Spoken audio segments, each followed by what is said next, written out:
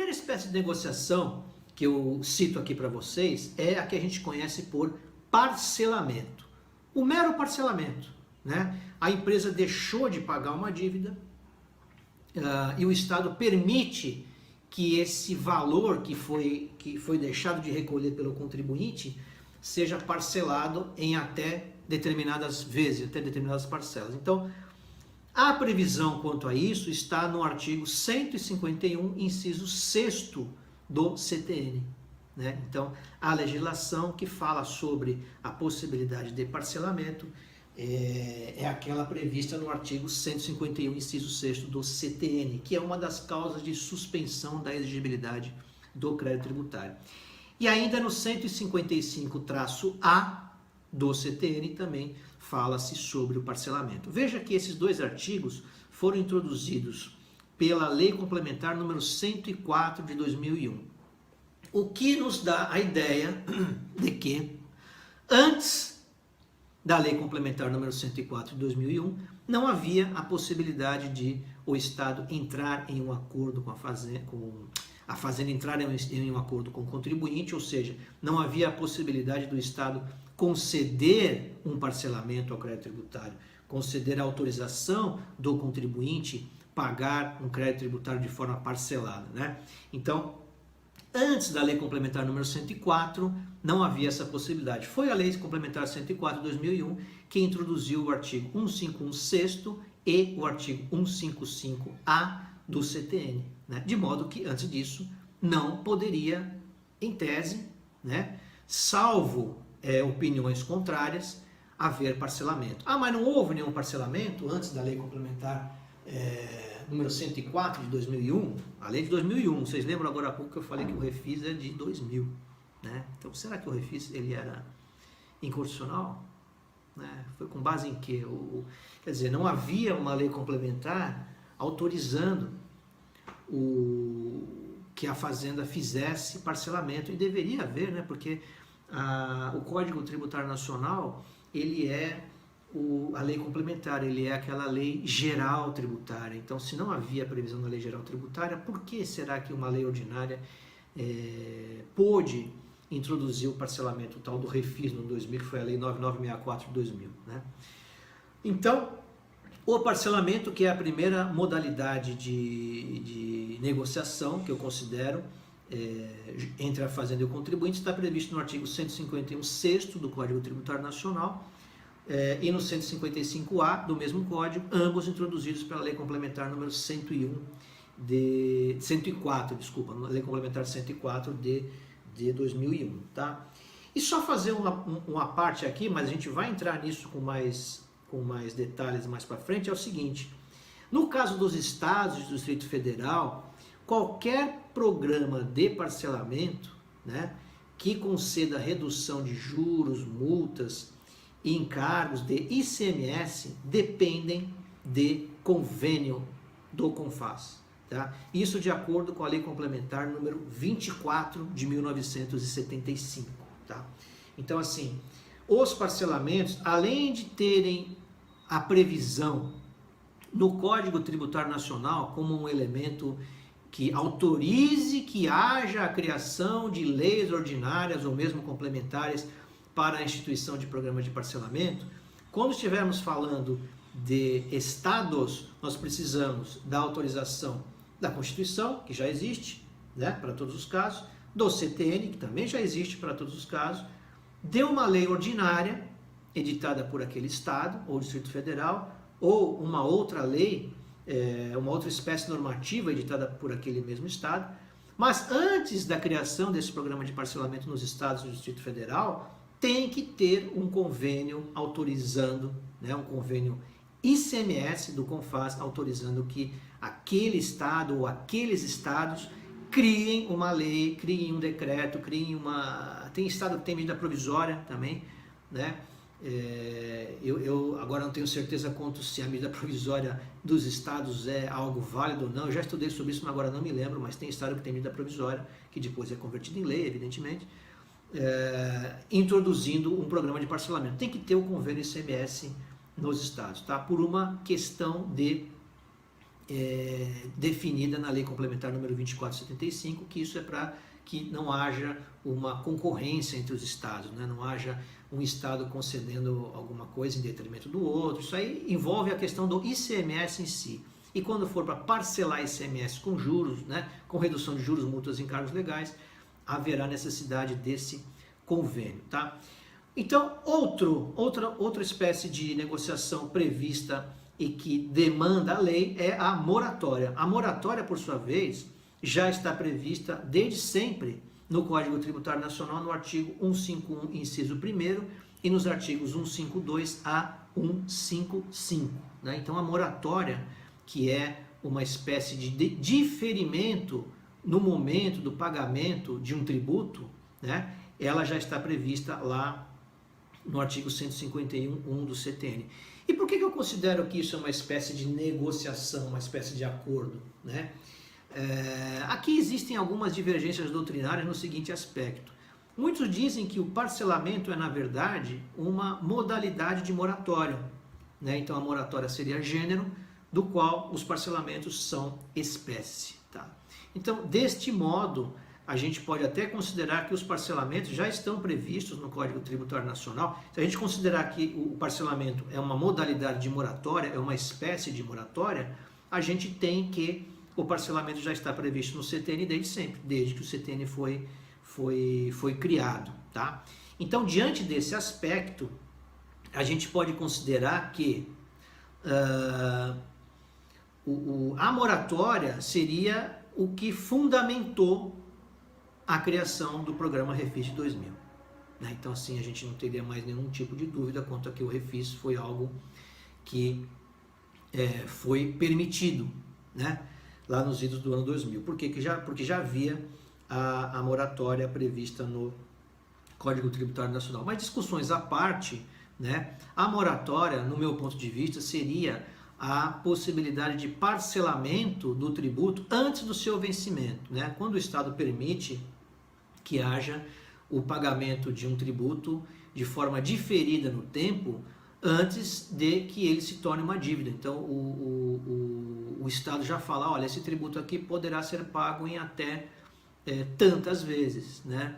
O vencimento dele é prorrogado em determinado momento. Isso seria moratória. Mas, gente, isso aqui também não é relevante a gente conversar agora. Tá? Uma moratória em si pode ser considerada uma espécie de acordo, uma espécie de negociação. Por quê? Porque estará havendo por parte do Estado, está abrindo mão de alguma coisa por um tempo, né? Está abrindo mão de receber um tributo por um tempo em decorrência de alguma situação que esteja envolvida aí a economia. E fala assim, bom, existem várias moratórias sendo concedidas agora, principalmente para tributos do Simples, né? Em que se é permitido o pagamento dos vencimentos do Simples em prazo mais longo. Por exemplo, o tributo que vence agora em julho tem um projeto de lei para que ele seja pago só em dezembro, salvo engano. O de dezembro em julho do ano que vem, e o de julho do ano que vem, no final do ano que vem. Não sei exatamente se é isso, mas já existe inclusive um que está em vigor. Então tem alguns vencimentos no mês agora de 2021 que foram prorrogados. Por isso pode ser considerado uma moratória, né? Porque o vencimento era hoje, o Estado falou, não, pode pagar daqui a 3 meses. Né? Com juros, né? Evidentemente. Outra modalidade seria o negócio jurídico processual, né? Que a gente também vai falar, e esse negócio jurídico processual aqui, ele demanda, não é muita coisa para falar não, tá? O negócio jurídico processual está previsto em uma lei ordinária e também houve agora recentemente a regulamentação por parte da Procuradoria, tá? Então o negócio jurídico processual é quando também existe a possibilidade do contribuinte entrar num acordo com a Fazenda e resolver questões que estão envolvidas no processo de execução fiscal. Então existe a necessidade de um processo de execução fiscal. A gente vai falar também sobre ele, acho que é quando que é? Hoje, quinta-feira, tá? Quinta-feira eu vou trazer para vocês alguns elementos do NJP. E também existe a dação em pagamento em bens imóveis, né? Onde é que está previsto isso? Está previsto no artigo 156, inciso 11º do CTN, é isso mesmo? Inciso 11º, eu coloquei aqui, agora não estou lembrando. Se alguém tiver aí essa informação, quiser colocar, é dação em pagamento de bens imóveis 15611 do CTN. Eu vou confirmar se é isso. Bom, mas ela não 156 do CTN. Isso foi introduzido pela lei complementar também, a lei complementar 104 de 2020, de 2001, tá? 20 anos atrás, lei complementar 104 de 2001, ela trouxe, introduziu a dação em pagamento em bens imóveis, que é quando a lei, o Código Tributário Nacional, aqui no caso, estabelece que a lei poderá autorizar a dação em pagamento de bens imóveis. Então precisa de uma lei para que haja a dação em pagamento de bens imóveis de crédito tributário, tá? E a Lei 13.259 de 2016 é que regulamenta essa dação em pagamento em bens imóveis no âmbito da Fazenda Pública Federal, tá bom? E por último, mas não menos importante, e é até o que nos move, né? Até o que nos moveu a criar a jornada do contribuinte legal, e é até aquilo que carrega o nome, né, na lei, a lei do contribuinte legal, é a transação tributária, tá? Então a transação tributária aí é mais uma modalidade de negociação entre a fazenda e o contribuinte, e de igual maneira o fundamento, né, está no Código Tributário Nacional, no artigo 171, tá? Esse aqui é o 171 da transação tributária, não é aquele outro que vocês estão pensando. Então está previsto no artigo 171 do CTN e não do Código Penal, e está previsto também no artigo 156, inciso 3, inciso 3º, né, do Código Tributário Nacional. Então a transação tributária também encontra a sua previsão no Código Tributário Nacional desde sempre, né? Não é que nem o parcelamento que foi introduzido em 2001. A transação tributária já vem lá dos idos da década de 60, quando foi criado o Código Tributário Nacional. Ele está previsto no artigo 171 e no artigo 156, inciso 3 do CTN, tá? Então, foi com base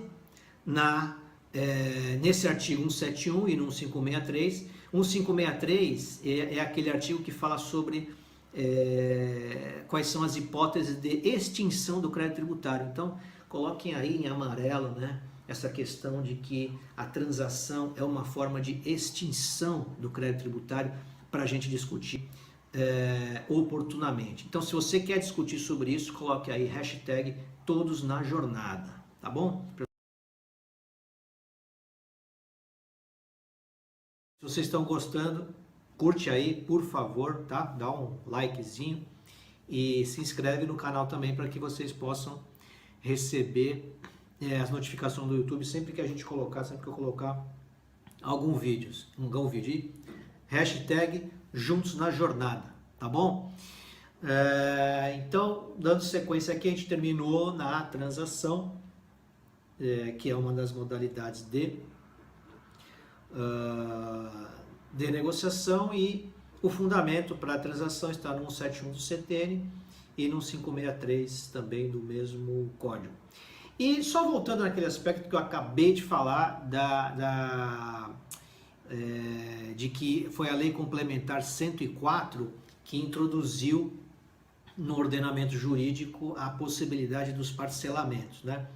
Então, nesse aspecto, antes da Lei Complementar 104 de 2001, a gente já tinha o artigo 38 da Lei 8.202 de 91, que permitia o parcelamento de contribuições previdenciárias em até 30 meses, depois foi alterado para 60 meses, né?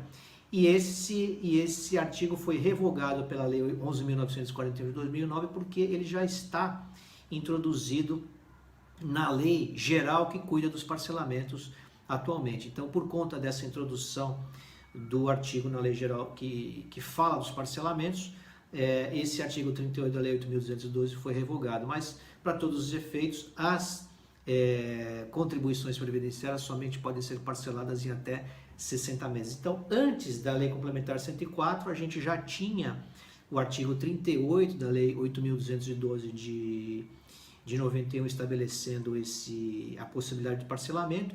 E também, eu falei para vocês do refis da Lei 9964 de 2000, Antes da Lei 9964, a gente tinha a medida provisória 2004-6, também do ano de 2000, que trouxe o refis, que introduziu o primeiro refis, depois foi convertido na Lei 9964 de 2000. Então, isso antes da Lei Complementar 104 de 2001. Assim, do ponto de vista técnico, né, naquela época, não me lembro de ter havido alguma discussão em relação a se o parcelamento do refis e esse parcelamento da Lei 8.212 tinha algum aspecto de invalidade porque não havia a sua previsão no CTN. Mas, para aqueles que defendem que o parcelamento é uma das espécies de moratória, então não teria nenhum problema, né, não haver na lei complementar uma disposição que cuidasse dos parcelamentos e ele terem sido introduzido já pela lei ordinária, tá bom? Mas isso também é uma questão que não tem muita relevância porque a gente está falando aqui, né? E depois, né, que foi introduzida a Lei Complementar 104 de 2001, é que veio uma outra medida provisória que foi convertida na Lei 10.522 de 2002, essa sim que é a lei geral, que traz a regra do parcelamento, né, que fala que o parcelamento pode ser em até 60 vezes. Então essa Lei 10.522, que é a conversão da MP 2176-79 de 2001, né, é que introduziu efetivamente a possibilidade de haver o parcelamento no nosso ordenamento jurídico, com base no artigo do CTN que foi introduzido pela Lei Complementar 104 de 2001. Então aí a gente tem a regularidade da possibilidade dos parcelamentos, tá? Então, concluindo esse item da nossa pauta, né?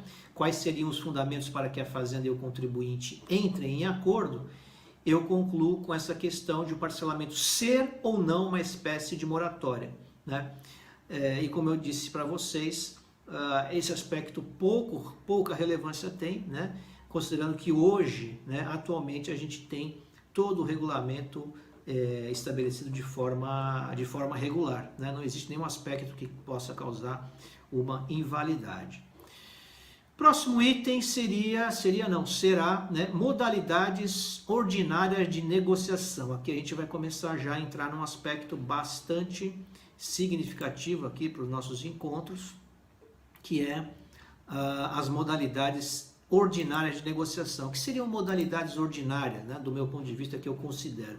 As modalidades ordinárias, regulares e que eu chamo de prateleira, né, modalidades ordinárias, regulares e de prateleira de negociação, de negociações, são aquelas que estão sempre à disposição do contribuinte, que estão lá à disposição do contribuinte, e ao contribuinte resta unicamente aderir a elas ou não. É uma faculdade, né? As negociações estão lá à disposição do contribuinte, o contribuinte, se quiser, ele ingressa no programa de parcelamento, ele procura entrar em um parcelamento especial ou em uma transação, por exemplo. Então, quais são as modalidades ordinárias ou regulares ou de prateleira das negociações? A primeira eu considero que são os parcelamentos ordinários e os parcelamentos chamados simplificados, tá?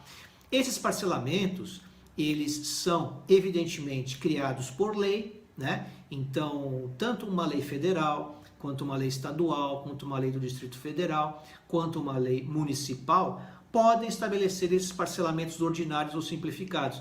São aqueles parcelamentos que estão lá de prateleira. O contribuinte tem uma dívida fiscal, não está conseguindo pagar, o que ele faz? Ele, com base no que a lei autoriza, ele faz a opção por um parcelamento ordinário ou simplificado.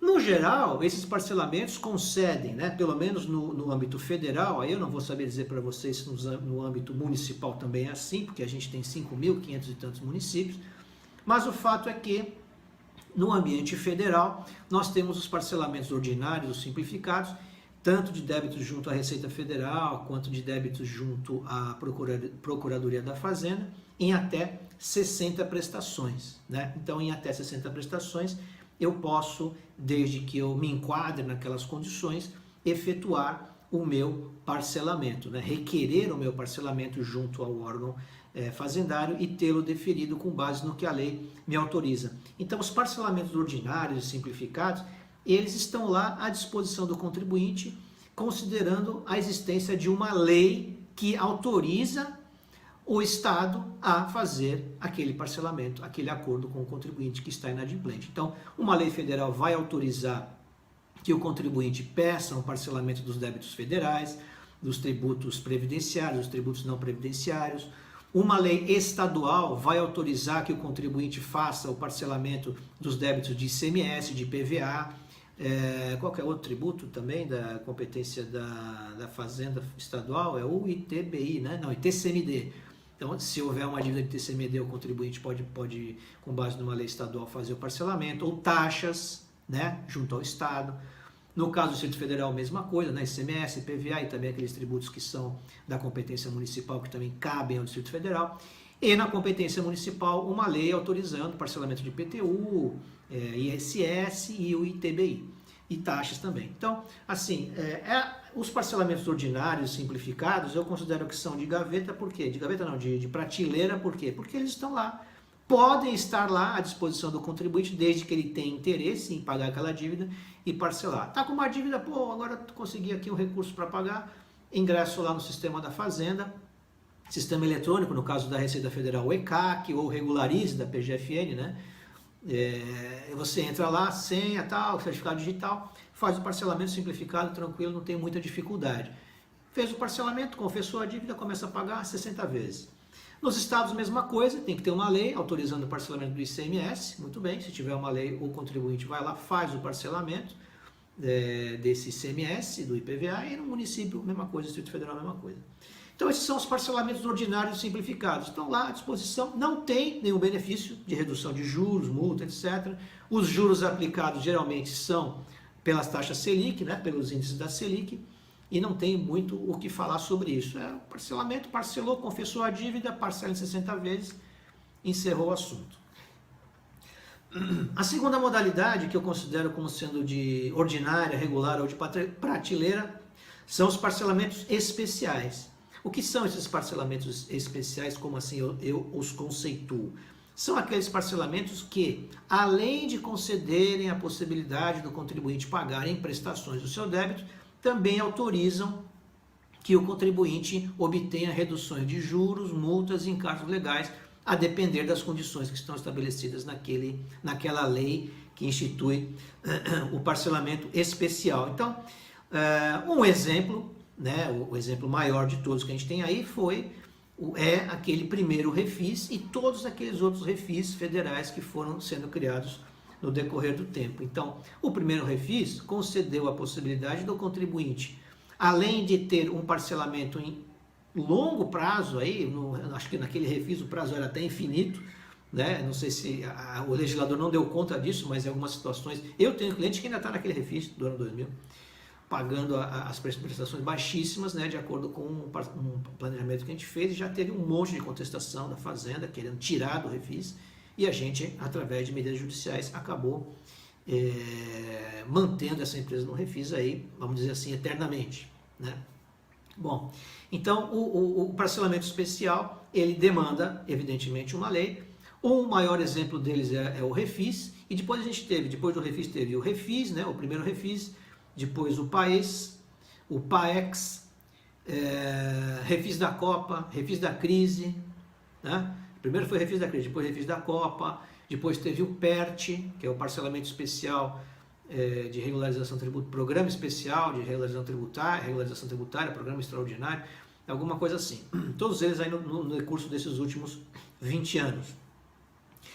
Isso no caso dos exemplos de parcelamentos federais, né, em que uma lei estabelece a possibilidade de o contribuinte, com base na expectativa de redução de encargos e parcelamento a longo prazo, regularize o seu débito fiscal. E aí esses parcelamentos especiais dependerão do que determina a lei. Se ela vai possibilitar que haja o pagamento com créditos de prejuízo fiscal, pagamento com créditos de precatórios, se haverá necessidade de prestação de garantia, se a garantia pode ser substituída, enfim. Então, são diversos elementos que a lei vai trazer nos parcelamentos especiais. Então, eu considero os parcelamentos ordinários aqueles que não têm nenhum tipo de benefício, é aquele que o contribuinte vai lá, pede o parcelamento de acordo com o que a lei determina e bola para frente, obtém a certidão negativa de débito dele quando ele paga a primeira parcela e vai pagando até concluir os pagamentos ou ser excluído caso ele se torne inadimplente ou por alguma outra razão. Já os parcelamentos especiais eu considero como sendo aqueles que dão algum tipo de benefício de redução de juros, multa, encargos legais e trazem eventualmente algum outro tipo de benefício e concedem o parcelamento em longas prestações. E aqui novamente um detalhe que eu já chamei a atenção agora há pouco, que é a questão de que os parcelamentos especiais de ICMS, né, quando eles envolvam, além do próprio parcelamento, também a redução de encargos de juros, multas, encargos legais, de casos de ICMS, existe a necessidade de que haja um convênio firmado no âmbito do CONFAS, autorizando que esse parcelamento seja efetuado, né? Que esse parcelamento seja oferecido pela unidade federada. Então, assim, se o estado de São Paulo, o estado do Paraná, Tocantins, Mato Grosso do Sul, Distrito Federal, desejam oferecer um parcelamento para os seus contribuintes de ICMS, eles necessitam que haja um convênio assinado no âmbito do CONFAS, né, que é o Conselho Fazendário. É um conselho que agrega todos os representantes das fazendas dos estados. Há necessidade de que o Conselho, né, o CONFAS, decida que este estado, por razões A, B, C, D, X, podem oferecer aos seus contribuintes um programa de parcelamento de débitos de ICMS com redução de juros, multas e encargos legais. Então, se o parcelamento não tem redução de encargos nenhum, não precisa de convênio. O convênio só vai ser necessário desde que haja a expectativa de concessão de redução de juros, multas e encargos legais e que haja o parcelamento aí em um prazo longo, né? Então, os parcelamentos especiais demandam uma lei, né? E no caso dos estados, demandam o convênio a ser firmado no âmbito do CONFAS, convênio ICMS a ser firmado no âmbito do CONFAS. E, evidentemente, após a edição desse convênio pelo CONFAS, o convênio do CONFAS ainda tem que ser ratificado por um ato declaratório do próprio CONFAS, né? É uma questão burocrática que faz com que haja a necessidade do convênio e também do ato declaratório junto ao CONFAS. E depois de ter sido feito o convênio e o ato declaratório, haverá necessidade de que o Estado crie uma lei ou um decreto ou alguma outra espécie normativa que dê cumprimento àquele convênio. Então não basta o convênio, tem que ter o convênio, o ato declaratório e mais uma lei, mais uma norma expedida pelo Estado em que ele conceda, né, ele abra o prazo desse parcelamento. E o prazo tem que ser de acordo com aquilo que foi estabelecido no convênio. Se o convênio estabelecer um prazo, tem que ser aquele prazo, né? E no âmbito municipal, caberá aos municípios a criação de uma forma individual. Aí não tem convênio com FAS, não tem convênio nada, né? É o município que vai decidir por conta própria se ele vai dar parcelamento com redução de juros, multas e encargos legais para os débitos municipais, tá? Outra modalidade de parcelamento ordinário regular de prateleira das negociações é o negócio jurídico processual, que também é uma negociação prevista na lei, né? E que recentemente foi regulada pela Procuradoria-Geral da Fazenda Nacional, e até onde eu sei, se algum de vocês aí sabe de alguma outra espécie de negócio, algum outro negócio jurídico processual que esteja sendo que foi criado no âmbito de algum estado ou município, vocês me digam, mas até onde eu sei é só a Fazenda Nacional que tem um negócio jurídico processual. A outra modalidade é a dação em pagamento de bem imóvel, né? Da mesma forma, o contribuinte, se enquadrando naquelas características previstas na lei, ele pode oferecer um bem para o pagamento, um bem imóvel para o pagamento da sua dívida e, havendo o aceite por parte do governo federal, por parte do Estado, ele poderá liquidar o seu débito através daquela dação em pagamento de bem imóvel. Dação em pagamento de bem imóvel é a entrega de um bem, de um patrimônio, de um bem imóvel, com o objetivo de fazer frente a uma dívida fiscal. Então,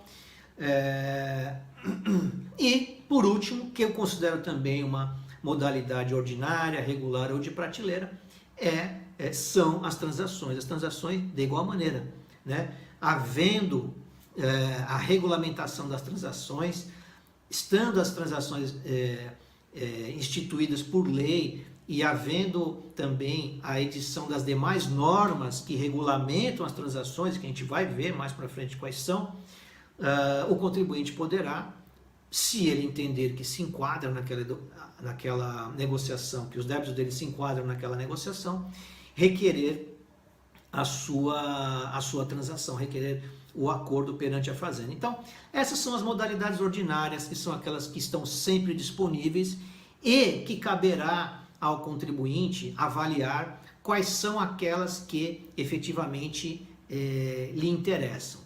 Parcelamento ordinário ou simplificado, que é aquele parcelamento que é só o parcelamento, não tem mais nada, né? Só vai lá, pede o parcelamento, parcela em até 60 prestações ou em outras quantidades, a depender do que diz a lei, né? No caso do federal, são 60 meses, no estadual também de São Paulo, salvo engano, são 60 meses. Acho que Goiás, eu não sei se Goiás tem um parcelamento que era de 90 meses, se eu não me engano. Municipal, eu conheço casos de parcelamento só em até 24 meses, mas também tem outros casos que... isso vai depender muito do que a lei determina. Não existe um limite para essa quantidade de parcela. Então, parcelamento ordinário simplificado é aquele que não tem nenhum tipo de benefício. Parcelamento especial é aquele que, além de conceder a divisão da dívida do débito em prestações, também pode conceder a redução de juros, multas e encargos legais. O negócio jurídico processual é aquela negociação que pode ser formalizada junto à Fazenda, desde que haja um processo de execução fiscal em trâmite e o contribuinte e a Fazenda entram num acordo para estabelecer alguns critérios para o andamento dessa execução fiscal, suspensão da execução fiscal, substituição de garantia, oferecimento de garantia e outros itens mais. Então tem que ter uma execução fiscal em trâmite, até porque o nome já fala, negócio jurídico processual, então tem que ter o processo, tá? A dação em pagamento de bem imóvel, que é quando o contribuinte entrega um bem imóvel com o objetivo de liquidar uma dívida, de pagar uma dívida, e as transações tributárias que foram instituídas de forma mais recente.